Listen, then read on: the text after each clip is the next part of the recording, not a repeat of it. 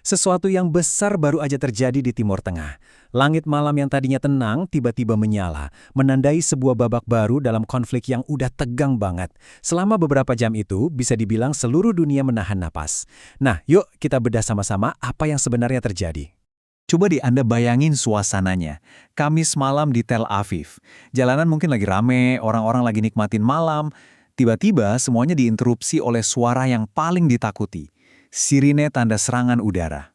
Dan tiba-tiba, langit yang tadinya gelap gulita berubah jadi pemandangan yang mencekam.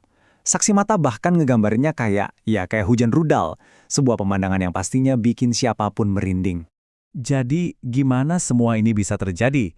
Kita mulai dari apa yang disebut sebagai serangan hibrida dari Iran.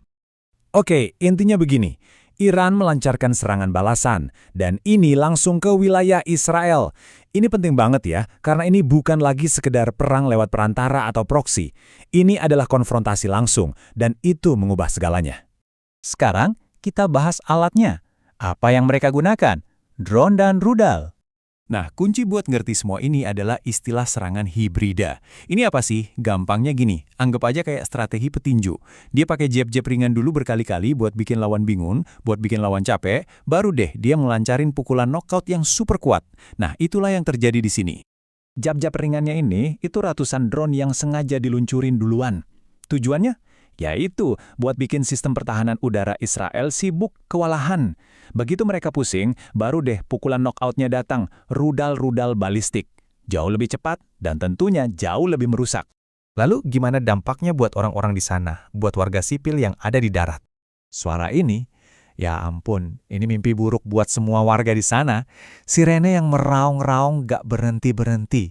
Ini peringatan yang brutal banget. Kalau bahaya itu udah ada persis di atas kepala mereka. Iya, tentu aja. Kepanikan langsung nyebar kemana-mana. Bisa bayangin kan, orang-orang lari-larian di jalan, nyari tempat perlindungan di mana aja mereka bisa nemu. Di saat-saat kayak gini, ketidakpastian itu jadi musuh terbesar. Dan ini tuh bukan serangan asal-asalan ya.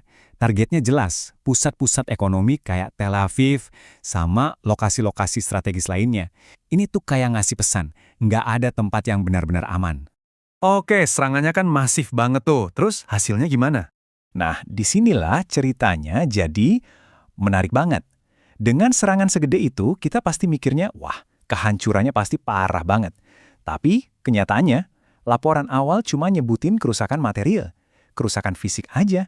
Sebuah hasil yang, jujur aja, hampir nggak bisa dipercaya. Dan angka yang paling bikin kaget dari semua ini adalah 0. Betul, 0. Nggak ada korban jiwa yang dilaporkan. Pertanyaannya kan jadi gini, gimana mungkin serangan sebesar ini nggak makan korban jiwa? Apa ini murni karena sistem pertahanannya berhasil, atau ada faktor lain yang lagi dimainkan di sini? Jadi, apa artinya semua ini kalau kita lihat dari gambaran yang lebih besar? Poin utamanya ini nih, serangan langsung dari wilayah Iran ke wilayah Israel itu sebuah langkah yang super besar di papan catur geopolitik dunia.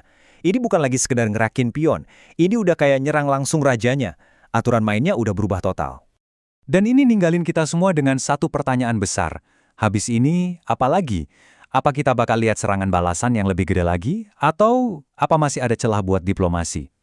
Masa depan Timur Tengah, dan mungkin juga stabilitas global, sekarang ini lagi ada di persimpangan jalan.